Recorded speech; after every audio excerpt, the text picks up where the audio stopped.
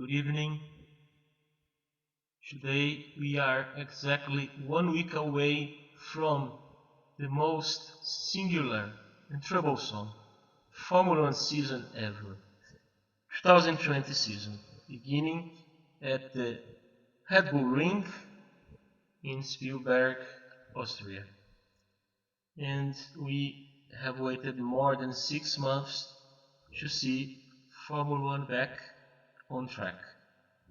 And also due to the current COVID-19 epidemics, we are not really sure about how this first Grand Prix in a new so-called normal will unfold.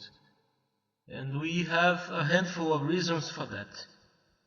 First of all, we didn't see a Formula 1 car in action since February, apart from some skimpy tests recently entertained by the teams in old cars, including Formula 3 cars in some cases, or 2018 models, 2-year-old models, and some promotional filming. 100 kilometers in promotional filming with special Pirelli tires in other cases. And this really makes the beginning of the season a puzzling affair. We are not sure which teams will be present in a high spirit in the Red Bull Ring, including, ironically enough, Red Bull. We did not have enough time to testing, apart from some action in Silverstone, which will be the next track. So this is the most prolonged delay between seasons in Formula 1 since the mid-60s, more than 50 years ago, something we are not really used to. I began to follow Formula 1 seriously in 1987. By then we had 16 Grand Prix, beginning in Brazil and ending in Australia. And now, up to now, we have only 8 races confirmed for this 2020 calendar, including double rounds in places such as the Red Bull Ring and Silverstone, which makes a very minimalistic affair, and according to the current rules, it does not assure that we will have ceteris paribus, a world champion after those 8 races, which are all going to be held in Europe. If not for COVID-19, the season would begin in Australia back in March, when one of the members of the McLaren staff was infected by the disease. So Mercedes pulled the plug on the Grand Prix soon after, and we haven't seen a Formula 1 car for almost 3 months, and we are not aware of what happened in this time. The teams, they didn't work a lot during some periods of lockdown in some countries, and also the drivers, they did not take much action apart from sim racing, which is not exactly the same thing as the real thing. So all of these remain mired in mystery. We are also not used to see a Formula 1 race not attended by a single person. I was fortunate to be able to attend 2 Grand Prix.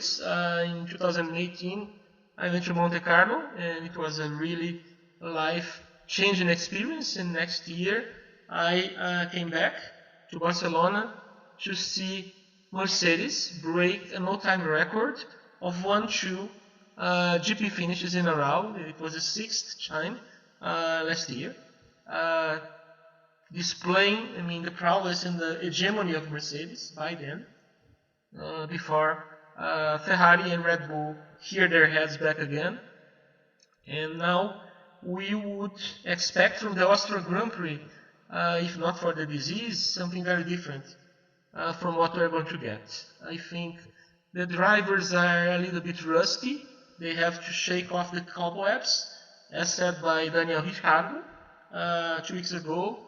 And we are not sure about the teams. Some of the teams nearly went bankrupt during the epidemic, such as Williams. and I think McLaren is also experiencing some financial troubles right now. Other teams announced great changes for the near future, such as Racing Point is going to become Aston Martin Racing, and Aston Martin will leave Red Bull as a sponsor.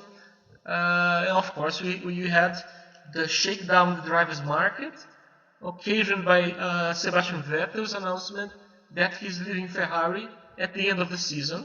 He will be replaced by current McLaren driver Carlos Sainz, and Sainz will be replaced in McLaren by the current Renault driver Ricciardo. So we have some empty slots in the grid. I mean, up to now, we have some room for debate about whom should be chosen to fill the slots. Maybe someone like Fernando Alonso, maybe someone like Nico Hülkenberg.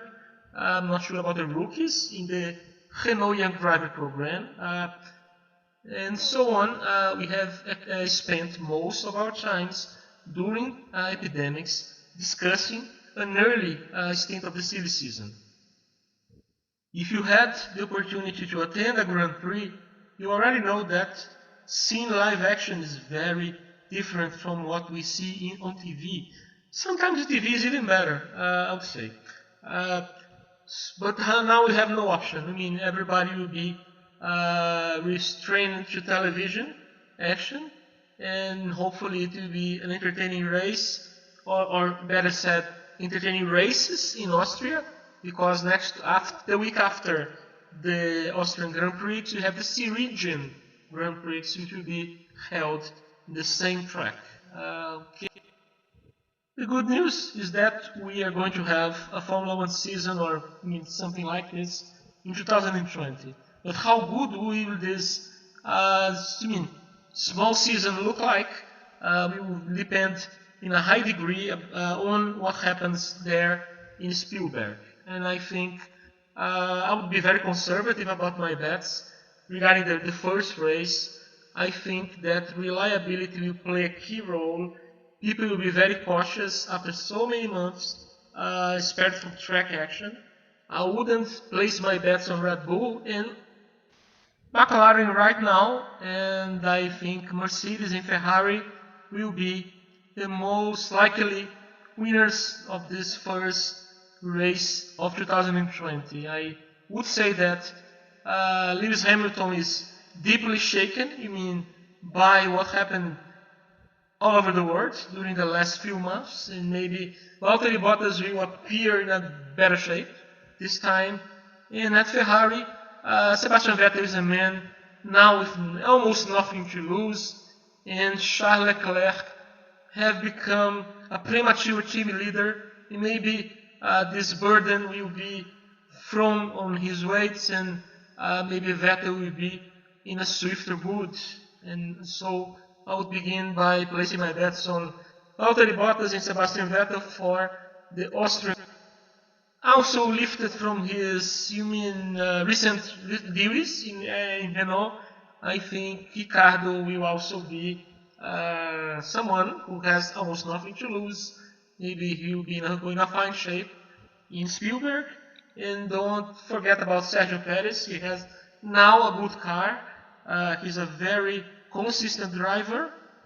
He has been achieving very significant results with not the best equipment, and in a track like Spielberg, maybe his Racing Point, his Mercedes clone, can provide some early, thrilling action for TV viewers.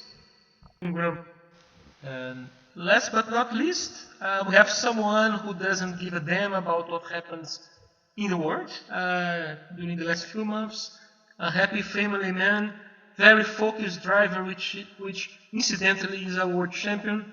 I'm speaking about Alfa Romeo's Kimi Raikkonen, maybe in his last legs in Formula 1, in his last year. Maybe he will break Rubens Barrichello's record of most Grand Prix in his career, maybe not, but for sure we cannot underestimate the capacity of the Iceman.